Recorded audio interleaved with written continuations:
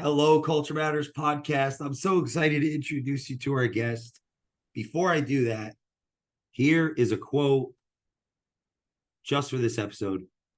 Surround yourself with people who play at the things you have to work at. Aaron Scott Young. If you haven't heard episode 123, episode 123, I don't know why I just said that. Episode 123 of the Culture Matters podcast, among others, check out that episode and others that our dear friend of the Culture Matters podcast, Aaron Scott Young, has been on. Firstly, I got to say, if you're smart enough to listen and you don't have, or maybe you have counsel in your life and you're in a growth mindset, I can't see why it would hurt not to have more advisors, more mentors. This is an individual who essentially was born an entrepreneur and figured it out, in their endeavors, meaning they were born out of the womb an entrepreneur, but they figured out early in life what entrepreneurship is. They have many investments, organizations that they leaders of. And so that means that people that you probably follow and learn from are actually sharing their thoughts and feelings and emotions as a synthesis of things they've actually talked about with Aaron over the years. And that's something not to be taken lightly. So thanks for coming back on the show. I love picking your brain. I've gotten so much from getting to know you and like masterminding and learning from you. So the more, thanks for coming back, and tell the audience to pay close attention. Okay. Well, it's great to be here with you, Jay. And it's, you do a really cool thing, which is you think about things and talk about things at a fun but serious level. You don't seem frivolous in the things that you're paying attention to or thinking about. And so I love that, because whenever I'm with you, I have to bring, more of an elevated game in order to be in the conversation with you. So getting on these chats and our time we've spent just privately together has been very fun and valuable for me. And isn't it interesting, when you think about culture and if we want to extend that a little bit to say society, meaning our individual, our particular society, the old adage about, you become the average of the five people and I'm going to add a word to what is normally shorthanded. You become the average of the five people you choose to associate with, right? People say surround yourself with. Well, if you're a young parent, you might be around a bunch of little kids all day, right? That doesn't mean they're the ones that you're using for mental stimulation. It just means you have an obligation, a responsibility, stewardship of children. And believe me, I'm a dad of 5 kids and a grandpa of 7 kids. So I know how much fun that is. But I'm saying that adage about you become the average of is really the people that you choose to spend your thinking time around. And although I cannot claim to have you as one of the 5 people that I spend the most time with, I look forward to these times, because I always leave better than I came in. So thank you for that. This brings something to mind. We were together for, physically within proximity, learning and experiencing some people, meaning we ran into some people, whether they were waiters or waitresses or what have you. Sure. How you approached and interacted with these people really has stuck in my mind. So I want to unpack, what is it about you that sees people? I kind of want to start with that, or if you would maybe call it something else. Yeah.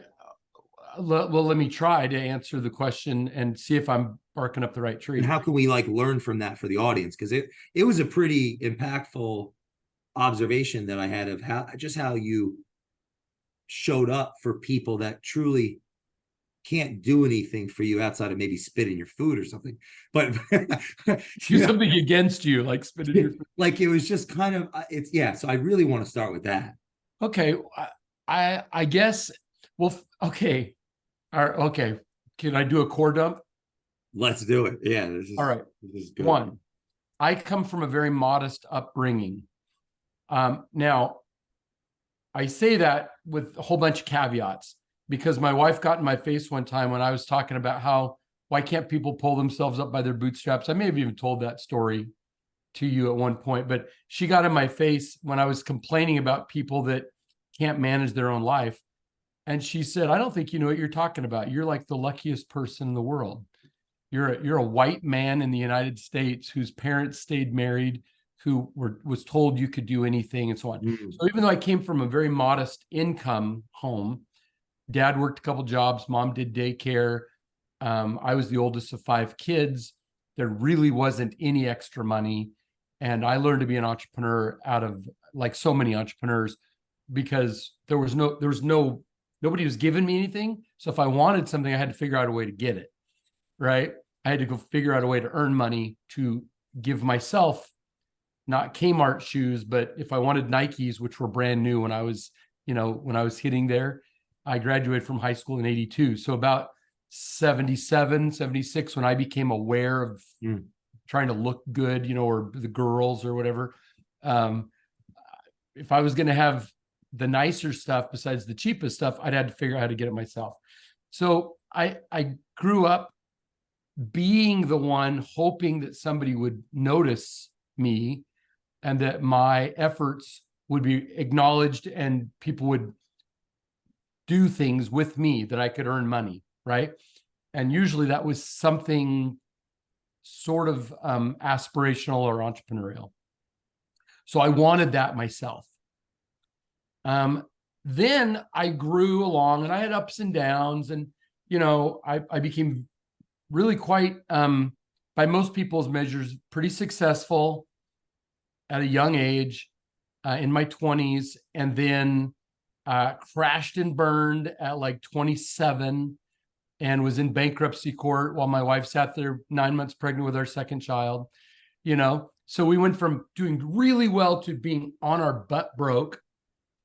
And then I'm knocking doors. We made these little hard cardboard coupon things up, and I'd go to video stores, which existed then, and like local neighborhood video stores, and we'd put their name and address and their phone number in the middle of the card, and then around the edges was like, free new release with the purchase of a popcorn, free popcorn with a new release, or Tuesday free day, or whatever, and I'd go knock doors and sell these stupid coupons to pay my mortgage and my health insurance, because we had just had everything sucked away. Right? Because I'd run a business, I'd made some foolish young choices, I crashed the business in hundreds of thousands of debt, and I needed to somehow now take care of things. So I knocked doors, I painted houses, I cleaned gutters, I picked up old newspapers, all in my 20s as I started my first couple of businesses. I got cocky when I had my cellular phone company, which was 1986. It was early in that technology. We ended up with 5 locations. I thought I was really hot, and then I made stupid choices and became bankrupt and busted with 2 little kids. My second home, we'd rented, then bought again, brand new cars. I had to go turn those keys back into the bank. I mean, it was very humbling, right? Wow. So you realize, you can be doing great, and then you can be on your butt. And so there's one side of the coin. Wow. And then also, I think I talked before, right? And then I got wrapped up in something, and I ended up in prison, right? And I'm gonna come back to your thing about seeing people, but I want to make a little comment. This ring right here, that little ring, that stainless steel ring, which looks like Lord of the Rings. I like it already. It's this was made out of the head of a bolt in federal prison. Wow. Okay. Wow. It occurred to me recently, it's been almost 17 years since I left Sheridan Federal Prison. I spent my 14 months there on nothing against what I did, but they said that we had technically materially assisted in this crime by forming corporations for this other company. Whatever, $2 million later, you just go, well, okay, I give up. I've been wearing this ring for almost 17 years to remind myself to not get cocky, to remind myself to, just remember both sides, because we have quite a lot of worldly success. This reminds me of how easily it can be taken away. Okay. By the way, little side note on the ring. I'm not supposed to know, but my wife had me try it on. My wife's having a new wedding ring made for me because she heard me say to her, it's time for me to give this up. Wow. It's been too long that I've been remembering prison. 10 times longer than I was there. It's time to get on with it. So she's had a beautiful ring made for me, and I'm going to get it at Christmas. Okay. And I know it because she had me try it on, as they're making it. Okay. So let me go back to the seeing people, because all that backstory matters. Wait, maybe are you going to pass that ring on to somebody else that you don't want to? Well, it's definitely staying with me now. Okay. It's definitely going to stay part of the time capsule of my life, but I don't need to wear it as a reminder every day. I need to move from there. Okay. Boy, I could go off on another. Can you remind me to come back to the ring later on? Okay. Absolutely. I got you. All right. The other side was my dad. And if you've been watching any of you commented on some of the videos I've been putting out recently. Yeah. Where can people find those, by the way? Because they're really, really, really good. Well, they're showing up on Facebook Reels and on Instagram. And I think our marketing department wanted me to make these short videos for TikTok, which I don't understand TikTok, but I'm making them TikTok friendly. I think it's all either under Aaron Young Unshackled is my Instagram handle, or it's under Laughlin USA, which is kind of my mothership company. All right. So I told a story about my dad. And I talked, he was a salesman and everybody loved him. Everybody loved my dad. He was the coolest guy. And he said, Aaron, I want to tell you something. Cause I asked him, what is it? Why is it that everybody just seems to love you so much when I meet your customers or your coworkers? What is it that is happening here? And he said, a lot of people cloister themselves away and they do things on the phone, or they do things like he would have said write letters. Now it would be emails and texts. And he said, my belief is you've got to get out and see the people. You got to get out and be with the people. You got to get out and talk to the people and have lunch with people and meet people and be with them face to face and hear about their family and about their goals and about their struggles. And if you do that, you can serve them better with whatever your product is or service, in his case, my case, services. And he said, it's hard for some people, but he said, I really love people. And I realized I inherited that from my dad. I just really like people. I like to hear about them. I like to know what makes them tick. I like to know what's happening for them. And so when I was unaware that you were in some way, impressed or touched by our time with the various service providers and so on. But because for the audience sake, Jay and I were together for a full day, and we kind of moved from place to place as we'd sort of go, okay, I think we've been at this table too long. So we'd go to a new restaurant or a new spot. There's a lesson there too, even. Yeah, it was a very, very pleasant, lovely day for me. I was grateful that you took so much time with me that day. But anyway, the point is, I like people, and you never know who you're talking to. You never know who's sitting next to you. You never know who's walking up to you. Give you two examples. One is, I was sitting on an airplane one time. I was in first class. I'm sitting there, and I decided a long time ago that I was never going to get on an airplane or a train or anywhere where I was going to be amongst new people, right? And not be kind of put together. That doesn't mean I need a full suit and tie on, but my hair is going to be combed. I'm not going to smell bad. I'm going to have at least something like this shirt on. I'm going to be prepared as I walk into the situation for what may happen. And I've met so many fascinating people on airplanes and in Ubers. This one day I'm on an airplane. I'm flying back to Portland, and I was flying. It was a long flight, and I started talking to the guy next to me, and I said, "Oh, are you from Portland?" "No, I'm going. It's a business trip over to Portland." I said, "Oh, what's taking you to Portland?" And he said, "Oh, I'm going to meet with the owner of a group of radio stations and talk about some of the musicians that are going on the radio stations." I said, "Oh, interesting. You're in the music business?" He said, "Yeah." And I said, "What do you do?" He said, "I own a record label in Nashville." I said, "Oh, interesting. God, there must be a lot of record labels in Nashville." He goes, "Oh yeah, there's well over 100 labels." Wow. I said, and he said, "But only a few of them are really successful." I said, "Can I ask, is yours one of the ones that's very successful?" I like that question. I love that question. Yeah. And he said, "It is." I said, "Who do you represent?" He goes, "Do you know country music much?" I said, "Yeah." And he goes, "Taylor Swift, Reba McEntire." And he just starts listing off everybody, every big name, Tim McGraw, Faith Hill, just blah, blah, blah, blah, blah, blah, blah, everybody. And I said, "That's a Big Machine, isn't it?" He goes, "It is. You know the name of my company?" "Yeah, I own Big Machine," which is like the biggest country music label there is. And then we had this great talk about his business and about my business and about we didn't really talk about the stars. We ended up talking, but I thought, if I'd gone in my pajamas or my sweats, he was dressed.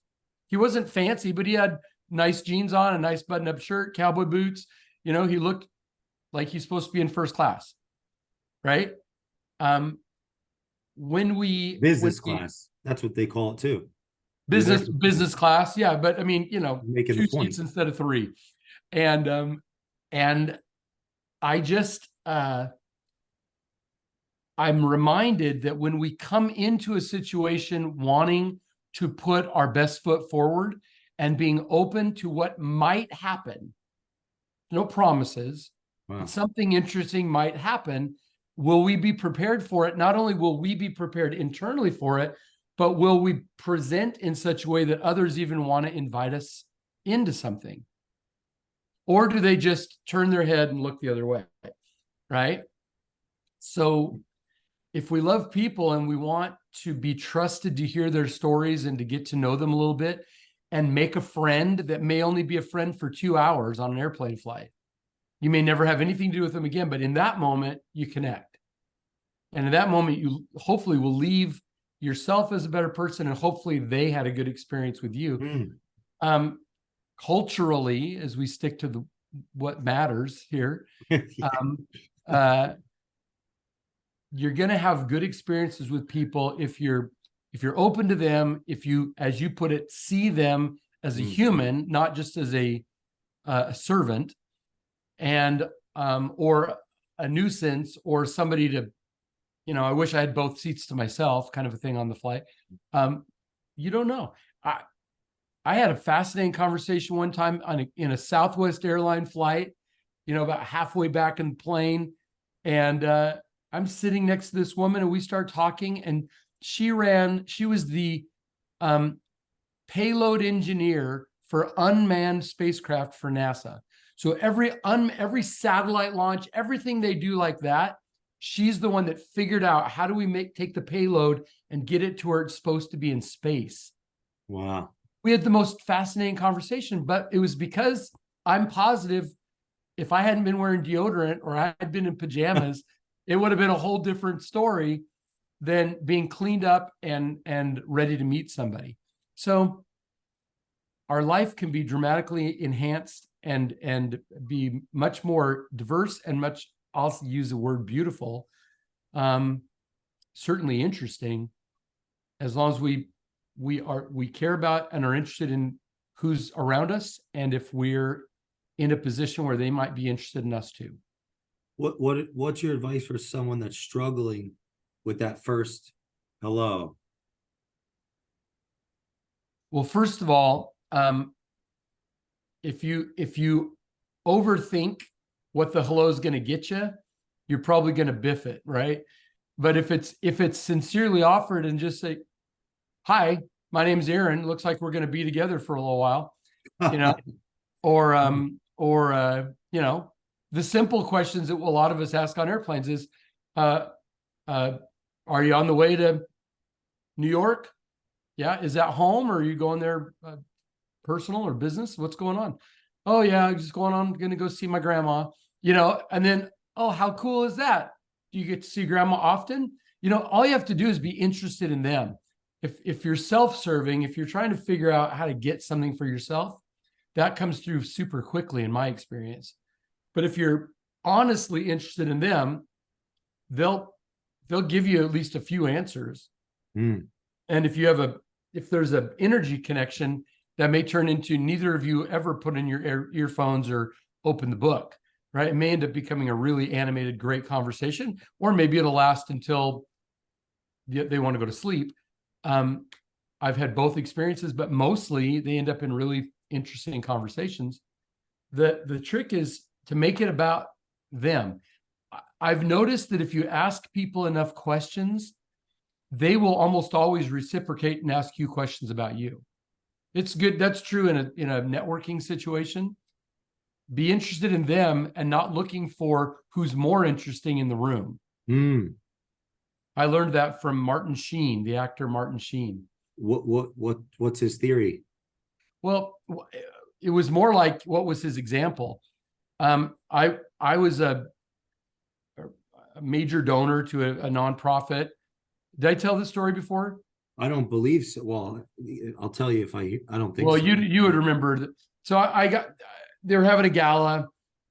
It was in another city. They said, "Are you coming to gala?" I said, "Nah, I don't need to come to the gala. I don't need to come put on a tux, you know. I'm still going to give money." And they're like, "Yeah, but yeah." And I said, they said, "We'd like you to say a few words." And I was like, "Okay, well, that's okay. Well, that's an enticement." Who else is on the program? Martin Sheen. I'm like, Martin Sheen's on the program? Because they had other Hollywood people, but nobody I really cared about before. I'd been to some of the galas, but I'm a huge West Wing fan. Of course, I loved his movies all the way back, Apocalypse Now and all that, you know. And I said, "Will I get to meet Martin Sheen? Can I at least get a handshake or a photo?" And they said, "Absolutely." I said, "Okay, I'll come. If I can meet Martin Sheen, even for just 1 minute, that will be fun for me." So I got on the airplane, flew down there, put on my tux, I got invited to the pre-VIP party. So very few people before you go to the VIP party, before you go to the gala. So I'm there at like 5:30 in the afternoon, and there's nobody in this room. You know, it's all decorated. And I'm getting a soda, or not a soda, like a drink or something at the bar. And the coordinator comes over and says, "Aaron, I'd like to introduce you to Martin Sheen. Martin Sheen, this is Aaron Young, Martin Sheen." And he said, "Hi." And I said, "Hi." And it's just the two of us. And you asked, how do you start the hello, or how do you get over that? Yeah, yeah. So I'm a little bit, I say the corny fan thing. I say, "Oh my gosh, what a pleasure to meet you. I loved your whole body of work, but I'm especially excited to meet the best president we never had," because he's so, in West Wing, he is just what I hope government, leaders really are like, getting away from the news coverage, that they're noble in that way. Aaron Sorkin's version of the president was noble, flawed, but noble. And we visited for a minute, and then he says to me, and this is back when, I'll see if you can pick up the reference. He looks at me and he goes, "Do you have sons?" And I said, "I have 3 sons." And he said, "They could be a challenge, can't they?" That was when Charlie Sheen was completely off the reservation, talking about the hookers, and he was all strung out on drugs. He's on that show. He's a very famous actor, Charlie Sheen. Charlie Sheen, but his son, 2.5 Men, but lots of the Brat Pack movies and all that stuff. the point Good is, icebreaker. Charlie was off the charts in the tabloids right then, whereas Emilio Estevez was the solid family man. They had just shot a movie about this Catholic pilgrimage through Spain, he and his dad. But he goes, "Do you have sons?" It's a way to get over what the hell's going on with Charlie, right? Which was in the news at the time. He goes, "Do you have sons?" I'm like, "I do." And we started talking. And do you know, the crowd started coming around Martin Sheen. And as more people arrived, and they were all trying to stand 6-8 feet away, waiting for their turn to meet him. Wow. Right. And he never took his eyes off of me. Wow. And for about 45 minutes, we stood there, and I was aware of the crowd. He must have been, but he never stopped looking at me. And we just continued in the conversation. And he never said, boy, maybe I better mingle around. I'm supposed to mingle, or, or can we, nothing. We're talking. And I'm the most important person in the world right now. And after I sort of realized he's not stressing about all these other people, I won't stress either. Then we haven't had a picture yet. And they come over and grab us and say, "You guys need to walk down the red carpet." And there was Entertainment Tonight, and NBC News was there, and a bunch of people filming, and then a bunch of local press, like Los Angeles Hollywood press was there. So I get on the red carpet. It's like, yeah, click, click, get out. You're not a star. Martin Sheen is going to be interviewed by every one of those cameras, and when we get onto the red carpet, he says, "If you don't mind, just wait for me at the end of the red carpet, and then we'll do the picture. We'll finish our conversation." And I said, "Okay." So I am through the whole thing in 2 or 3 minutes. 30 minutes go by.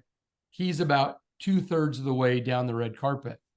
And I'm starting to feel like a weird stalker fan, like I'm just sitting here waiting, I started feeling weird, like you're a lame-o, dude. What are you doing right now? Yeah, no, that's tough. And he finishes an interview with one of the people on camera. And I'm 25 feet away from him. And he gets done with the camera, and I see him look all around. He spots me. He goes, "Just a minute. I haven't forgotten about you." Wow. And we finished up, and then they asked me to be his body man, because he didn't bring anybody with him. So would I walk into the VIP and just kind of hang with him until it was time for the gala to start? And I did that. So I spent about an hour of one-on-one time with him that evening. It's the only time I've ever talked to him. We didn't exchange numbers. We're not pen pals. But in that time, I was the most important person to him. He wasn't looking for who else was more important, who else he should be talking to, the pressure of what I should be, how he should be behaving, or I should be. It was a great example of, hey, pay attention to who's in front of you, and see what comes of it. He was not trying to get anything from me. It was a completely friendly, chummy, intimate kind of a conversation that was probably never to be repeated. But in the moment, we were friends. And that happens with servers at restaurants. It happens with flight attendants on airplanes. It happens with the clerk at the store, and it may only be a short moment, but can we leave every situation better than we found it? Can we leave every situation a better person than we walked into it? What do you say to the person or counsel person that's thinking, "Well, I don't have time for that. What's in it for me?" Well, you'll reap what you sow. It's pretty lonely to just think it's all about you all the time. Doesn't mean you don't need to spend any more time with somebody to be pleasant. You go through a drive-through window at, whatever, McDonald's. Somebody's trying to both take orders in a headset and take your money, right? Or your credit card or whatever. and they're trying to be efficient and fast. And you can look up at them and look them in the eye and say, thank you, have a great day, or thank you very much for being here for me today. I said that a million times during COVID, or, I say it regularly. Thanks for being here. You coming to work today made it possible for me to have this experience. I appreciate you. What do people, how do they react to that? They typically do something like say, you made my day, or you're my favorite couple. I can't tell you how many servers at restaurants have said to my wife and I, you're my favorite table I've had in a long time. That happens almost every time we go out. Wow. Almost every single time we go out to eat, which is almost every day. Some server will go, I'll take as much time as you want. You're my favorite table. This is great. Because all you do is notice that they're human beings. They're not robots that are there for your, to bow and scrape to you. Mm. And if you treat your employees that way, like real people who have their own aspirations, they're not just there to be your slaves. They're there to be the best human resource you could get to fill that spot. Can you say that louder for people in the back of the room? The employees, the people you bring onto your team, from the way I look at it, should be the best possible human resource that you could afford to hire to come in and help you with whatever it is you're working on. And if we treat them like a great asset, just like money or investment property or equipment or software, we will take good care of those things that we've made an investment in so that we get the greatest return on investment that's possible. And your human resources are arguably your most important resources, because they're the ones that get to think in real time with each other, with your clients, with your vendors, right? With your marketing, with how they answer the phone, how they, whatever. Those people are representing you. You certainly want them to, in the hours that they're at work, to have a strong internal drive to represent your business in a great way without being compelled. And the way they do that is because they go, oh, my employer actually gives a rip about me. They actually know my name. They actually listen to my ideas. They share information with us. We don't get in trouble for taking risks. I'm not saying blatantly disobey rules. I'm saying, one of my favorite things I learned from a guy named Keith Cunningham, he said, the only way to give exceptional service is to make exceptions. And I've never forgotten that. So when I have a teammate who's on the phone with somebody and they're trying to solve a problem and the best solution they can come up with is different than our policy, should I be mad at them because they didn't follow policy? Or should I be grateful to them that they solved a problem in the moment and the customer is happy and they feel empowered and a whole bunch of other people didn't have to get involved in it?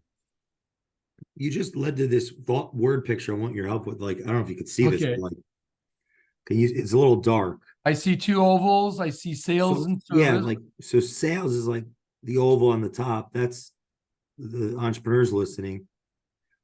So that's proactive. If they're proactively doing that, the people are giving service. They're reacting to the service, right? Keeping the expectation.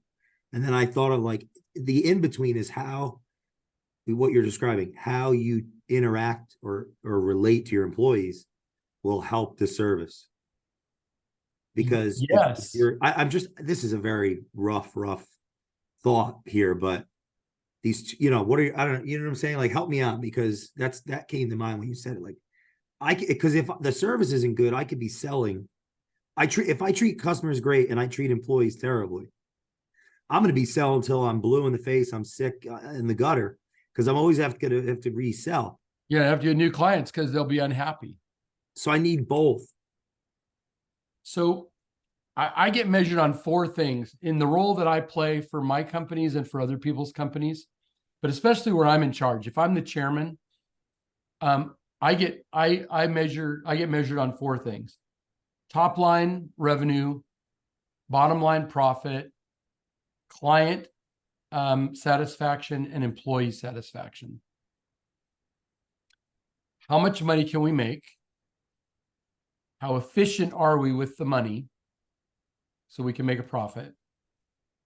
How do I do? What's the experience of the client, or what's the experience of the employee? Those are the things that the leader, in my opinion, should be ultimately responsible for.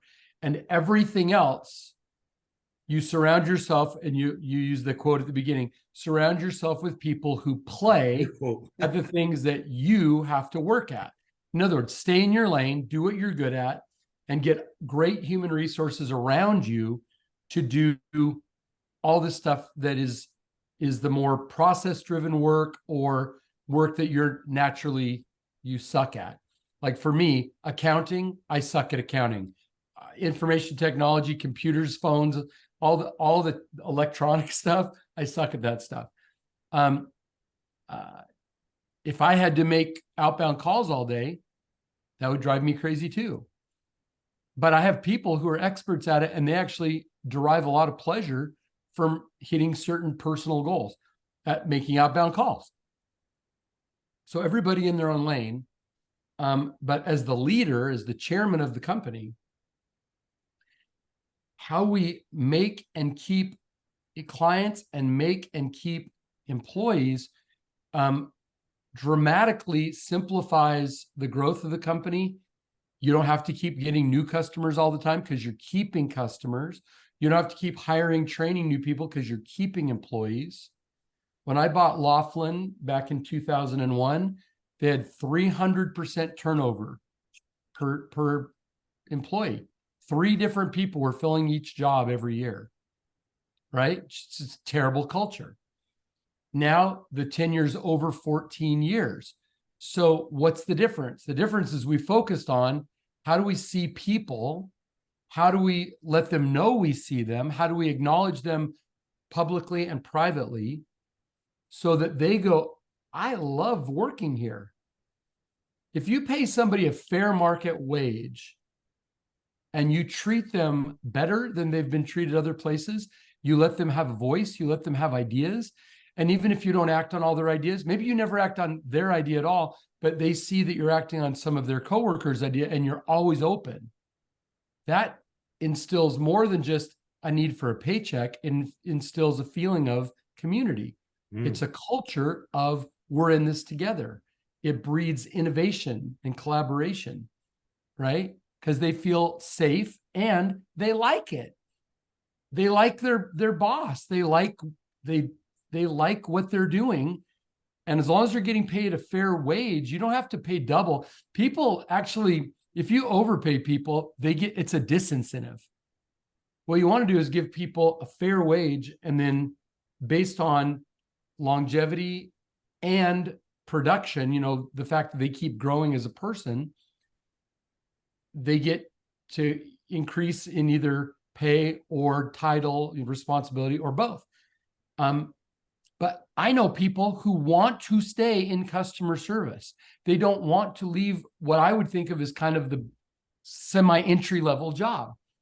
I've offered people that were in the warehouse opportunities to come in and get clean and be in good, climate controlled conditions and do things. And they're like, I really like I like moving boxes around. And God bless them. They're doing what they want. The thing is, we don't go, oh, those people in the warehouse, you know their names, you know what they're up to. You go out and walk around with them once in a while. I used to own the largest commercial print shop in Northern Nevada. We did huge runs and a lot of political mailings and stuff like that. Millions and millions and millions of pieces of direct mail every year that we printed. We had all the presses and all the collating machines and all the bundling machines and envelope stuffing machines and all this stuff. And the warehouse the shop, which was it wasn't open to the public. It was all just a big warehouse, right? Was kind of out of the way. But whenever I was in Carson City, I would always go there and go hang around for about an hour and ask about the machines and ask about people's kids and asking about, you know, hey, you know, you're 65. What's the plan? You know, do you want to retire, or do you have things you're looking forward to, or, you know, no rush on my part, but what are your, you know, what's going on in your life? We had people that we would pay. We have a policy where we'll pay college classes tuition as long as it somehow applies to your job with us. And we've basically put,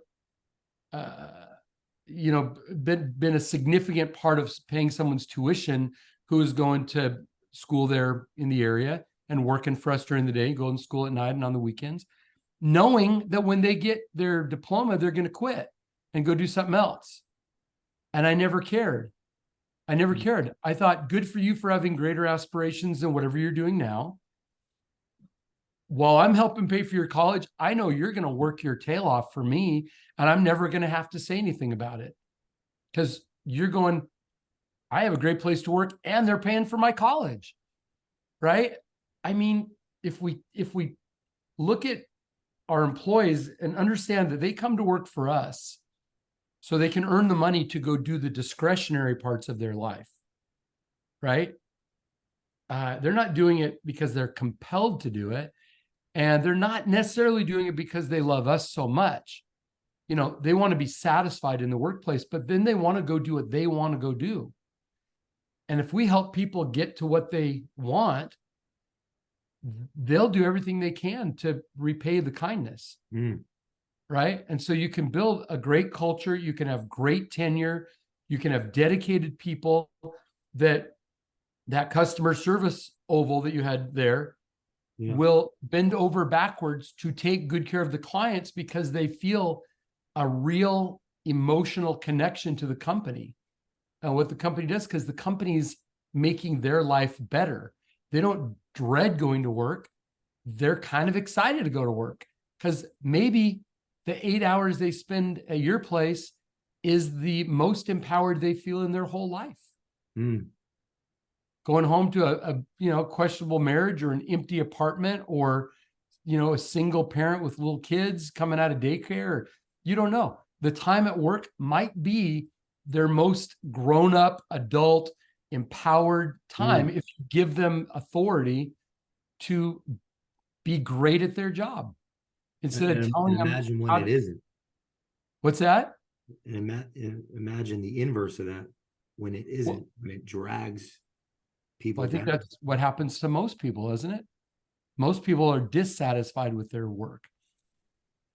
It's not, you know, you don't have to have a super high bar to do better than the average in our current state of civility in this country and or in the world. And I'm not knocking the United States. I'm just saying we're so consumer oriented, and people are all wanting everything in shorthand. They want it really fast, you know, and there's an expression that my wife uses that's says most of the people that we see as we go out, imagine you're in New York City in Times Square in the throng of people, right? Most of those people psychologically would be categorized as undifferentiated others. They don't really have a life. They don't really have a family. They don't really have hobbies. They're just part of a mob of people that you don't know and that you're not going to know. Undifferentiated other. The more we can help people see from our perspective, they're a unique and important human. For 30 seconds at a drive-through, for an hour at a restaurant table, or every day in the office, or your children, or people wherever you go, the more likely it is that, one, you'll have a better experience selfishly. And two, you will get into conversations get invited into moments, conversations that will help you grow as a person, that will give you some insight that you never knew. There was a homeless guy yesterday. My wife and I are walking down a very fancy shopping street in Portland, Oregon. And there was this homeless guy, and he says, where are you from? I said, Lincoln City, Oregon, the beach. He said, oh, my uncle worked for the BLM up there, and he was a cartographer. He made maps for the BLM, and he lived in a town about 45 minutes from here. And I said, oh, how cool is that? Your uncle was a cartographer. This is a homeless guy, right? Oh, he wasn't strung out. He wasn't crazy. He was, I don't know what his deal was, but he had a little kind of tent set up there on the sidewalk. But he wasn't asking for money. He never did ask for money. I didn't give him any money. I didn't have any cash anyway. Sounded like Diogenes the Cynic or something.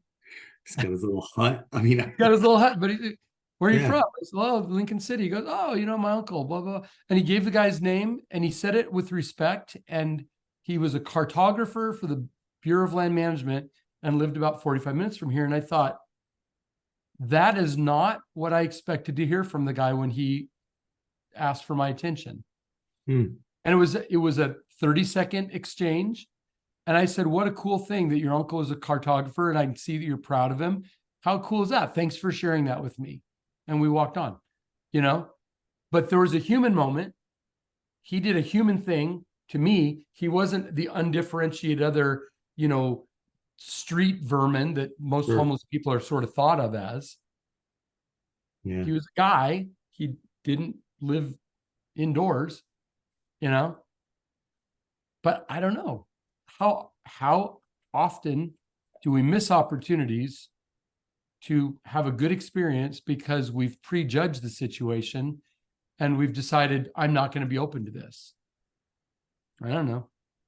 I just done like 40 minutes on me seeing servers on our. This is the best podcast in a while.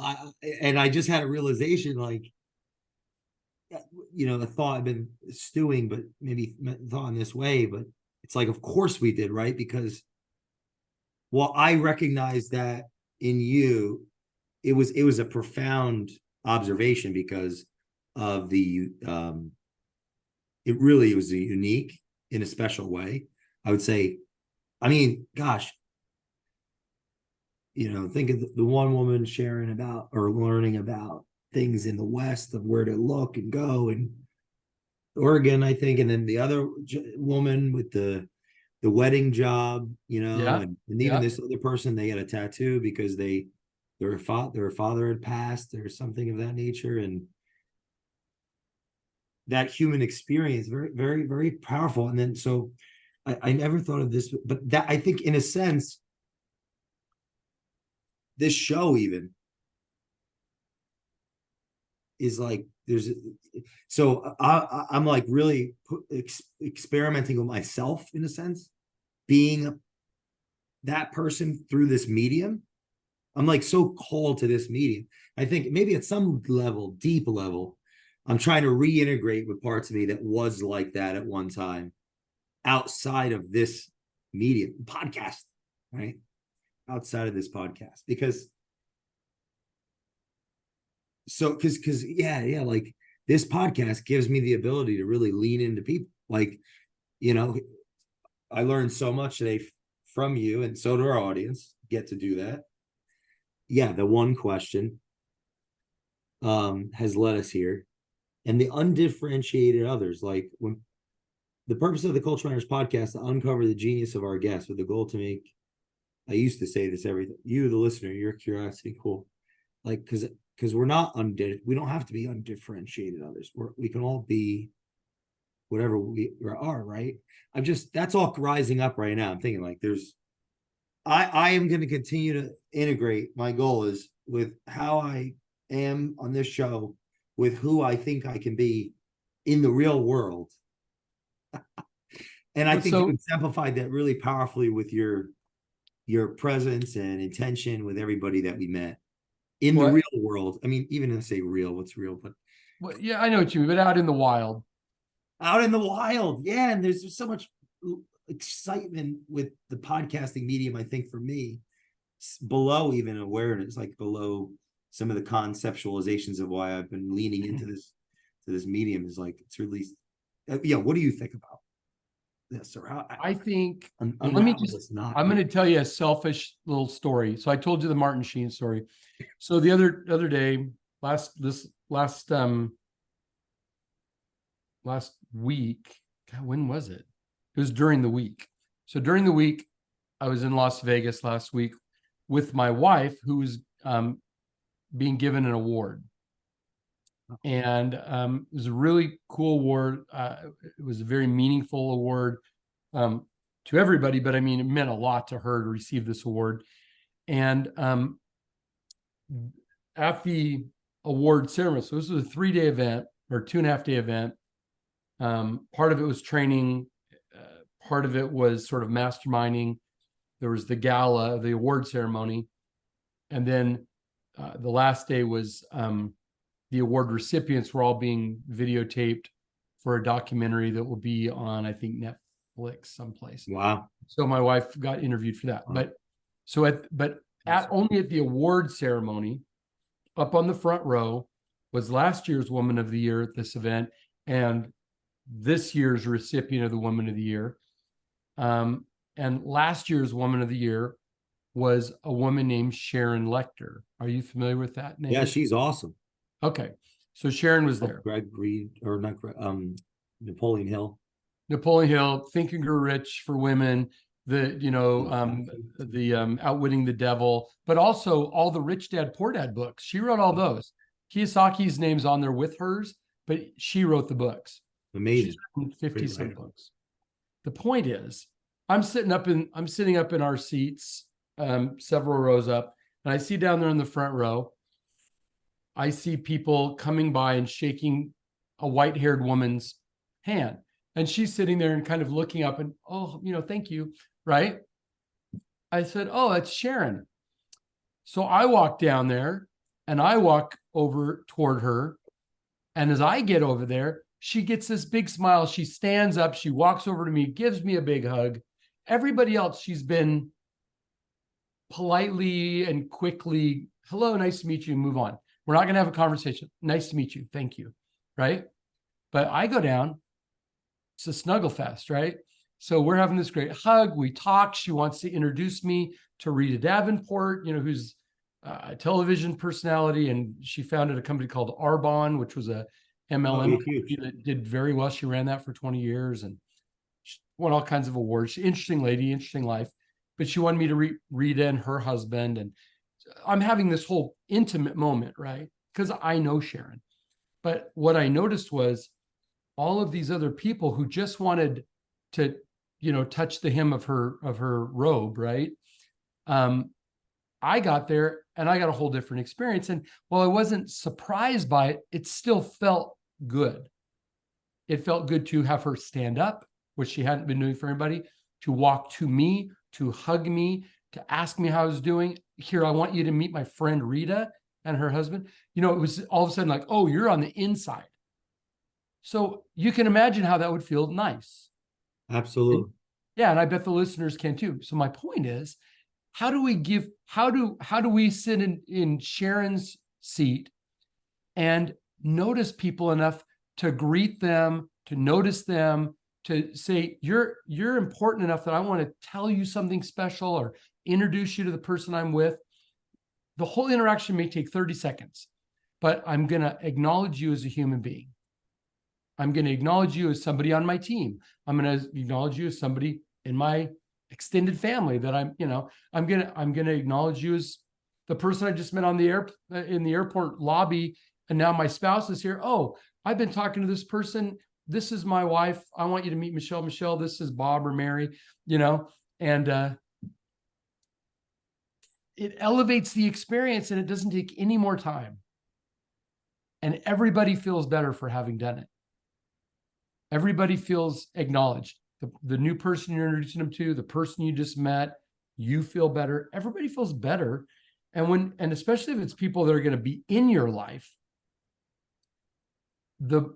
as I said to you at the very beginning of the show, you ask good questions, you read interesting stuff, you leave good quotes on social media, you have interesting podcasts. I want to be on my best behavior when I'm with you because I'm grateful for the time I'm with you. Can we extrapolate out that maybe others, including those that work for us or those that are going to provide service to us at a grocery store, at a boutique, at a restaurant, on an airplane, if we do that for them, they're going to want to bring their A game as well. It's not selfish, but you do get better results.